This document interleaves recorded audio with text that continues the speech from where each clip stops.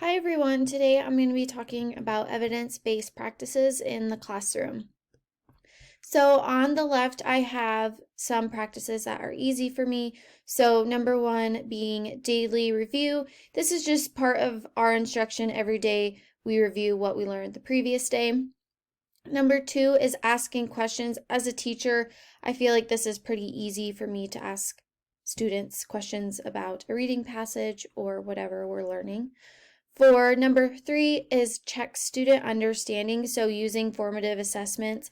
I can do this pretty well, even if it's writing a word on a whiteboard and asking a student what the word is. I keep track of that. Number four is presenting new material using small steps. In the groups that I do, which are M-class groups, the curriculum lays out a 10-day lesson set that breaks down what we are learning into small steps. So it's very easy to follow that. On the right, I have three things that have been challenging and are still pretty challenging for me.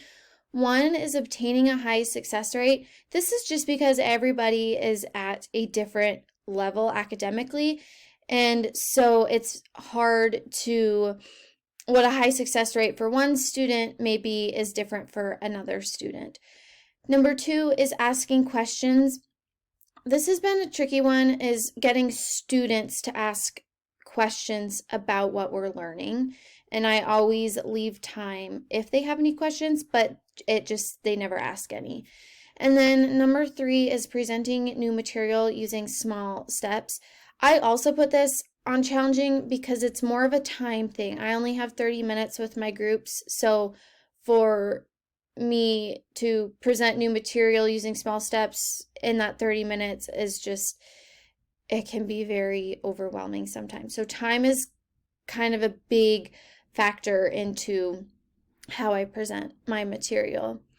Then what's working well? I have review of previous lessons the day before what we learned. That's been pretty easy. Monitoring students during independent practice. I've been really good about this, especially when they are practicing their reading passages. I see, which students are taking it seriously and which ones that I may need to sit down and work on one-on-one with. Asking students to recall what they have learned.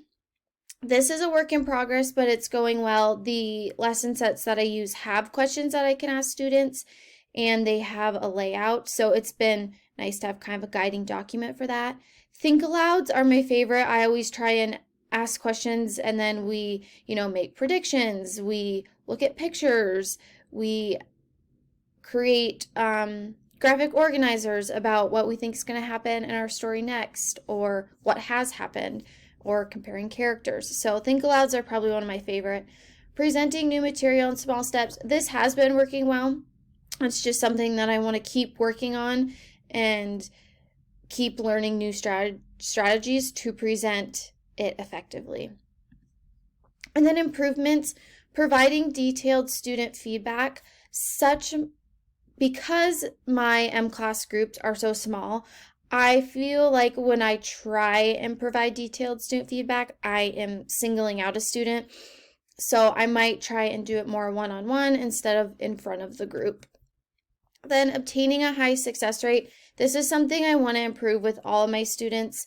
Even if the student goes up, by 5 or 10 points, just, really congratulating them and praising them for working really hard.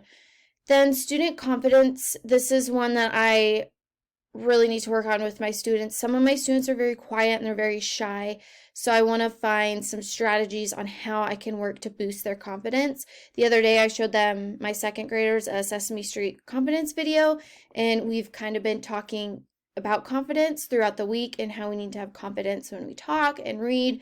So I'm just trying to incorporate more of that into my practice. Then asking questions, again, students, that ties back into confidence. And then time is a huge thing. Obviously, I can't stop time, but using my time wisely, picking out the chunks that I know students will use, and maybe focusing more on the material that students aren't understanding. Thanks for watching.